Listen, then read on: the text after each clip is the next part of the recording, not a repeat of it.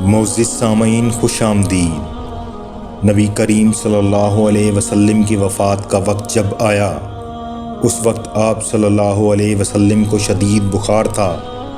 آپ نے حضرت بلال رضی اللہ تعالی عنہ کو حکم دیا کہ مدینے میں اعلان کر دو کہ جس کسی کا حق مجھ پر ہو وہ مسجد نبوی میں آ کر اپنا حق لے لے۔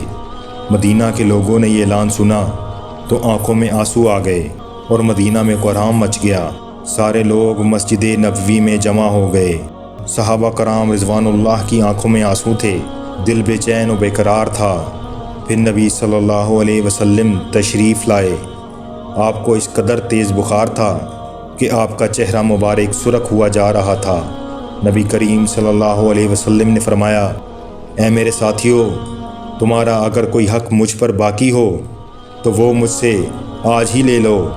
میں نہیں چاہتا کہ میں اپنے رب سے قیامت میں اس حال میں ملوں کہ کسی شخص کا حق مجھ پر باقی ہو۔ یہ سن کر صحابہ کرام رضوان اللہ کا دل تڑپ اٹھا۔ مسجد نبوی میں آنسوؤں کا ایک سیلاب بہہ پڑا۔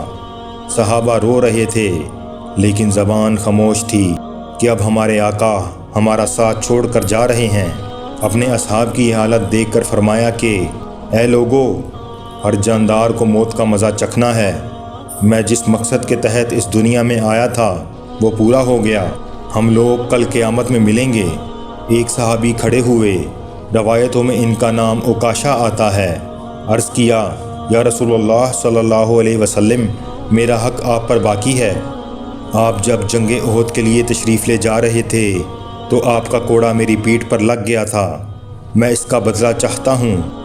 یہ سن کر حضرت عمر رضی اللہ تعالیٰ عنہ کھڑے ہو گئے اور کہا، کیا تم نبی کریم صلی اللہ علیہ وسلم سے بدلہ لوگے؟ کیا تم دیکھتے نہیں کہ آپ صلی اللہ علیہ وسلم بیمار ہیں؟ اگر بدلہ لینا ہی چاہتے ہو تو مجھے کوڑا مار لو، لیکن نبی کریم صلی اللہ علیہ وسلم سے بدلہ نہ لو۔ یہ سن کر آپ صلی اللہ علیہ وسلم نے فرمایا، اے عمر، اسے بدلہ لینے دو، اس کا حق ہے۔ اگر میں نے اس کا حق ادا نہ کیا تو اللہ کی بارگاہ میں کیا منہ دکھاؤں گا؟ اس لیے مجھے اس کا حق ادا کرنے دو۔ آپ نے کوڑا منگوایا اور حضرت عکاشہ کو دیا اور کہا کہ تم مجھے کوڑا مار کر اپنا بدلہ لے لو۔ حضرات، صحابہ کرام رضوان اللہ یہ منظر دیکھ کر بے تحاشا رو رہے تھے اور حضرت عکاشہ نے کہا، اے اللہ کے رسول، میری ننگی پیٹھ پر آپ کا کوڑا لگا تھا۔ یہ سن کر نبی کریم صلی اللہ علیہ وسلم نے اپنا کرتا مبارک اتار دیا اور کہا، لو تم میری پیٹھ پر کوڑا مار لو۔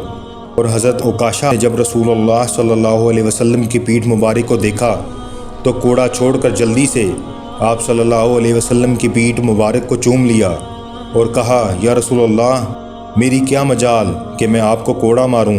میں تو یہ چاہتا تھا کہ آپ کی مبارک پیٹھ پر لگی مہر نبوت کو چوم کر جنت کا حقدار بن جاؤں۔